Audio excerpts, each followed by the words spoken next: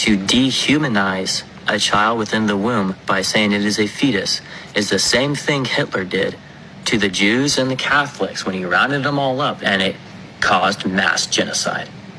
It's the same thing that we're doing here with abortion.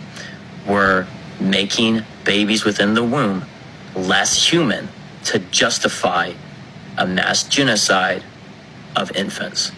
Now, give it to them. They did it very, very well. This is not about babies. This is not about stopping murder. It's about controlling women because you think you have a right to do that for some reason. I definitely think one of the best points made in this video when he was like, you're acting like you're so, anti-abortion and so pro-life, and yet you're a member of the military. You're overseas doing what the military does, which is basically you're a professional killer. Now, someone that cares this strongly about children and their welfare surely wouldn't be making jokes. This is probably going to be the most messed up joke that I have ever said. But what is the difference between an apple and an orphan? An apple gets picked. This might be low-hanging fruit, but your position is that murder is wrong, absolutely, under every circumstances. Yet you join the military, I assume, not to plant flowers, but to do what the military does, right? Definitely the military does a lot to defend nations, and the military is very necessary, but it's ironic that you would be willing to pull the trigger and yet be so adamant about unborn babies and unborn lives. But at the same time, comparing abortion to what Hitler did, like actually rounding up families, living, breathing families who have histories together, who have memories together, throwing them into concentration camps and taking their lives arbitrarily, comparing that to women who maybe get an abortion if they're 7 or 8 weeks pregnant and they're just not in a place where they're ready to have that child. Comparing those two, it just shows the disingenuity, because it's a ridiculous comparison. Look, once you understand how politics works and how change works, you really understand that change is slow. And since Roe v. Wade already passed, and since women already have access to birth control, trying to reverse that is just a fight that's not worth having. But of course, these people can't see it. Again, the Republicans are absolutely going to make a move on Roe v. Wade.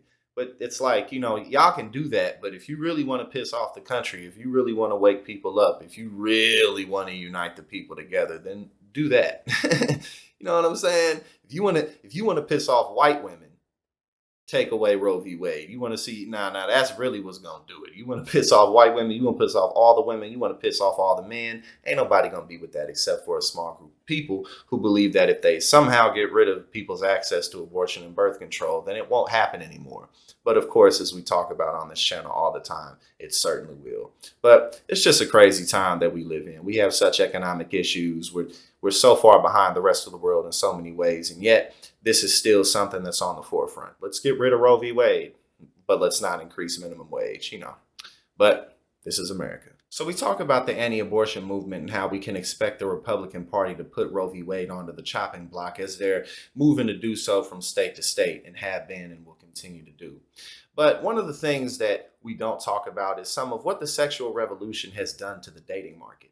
You see, ever since women had more access to, birth control and more access to financial freedom, what that's actually done is it's allowed women to pursue and go after men who they're just kind of more naturally attracted to. So as a result of that, that's actually shrunk the dating pool and made it so that the top percentage of men that women go after has shrunk even more.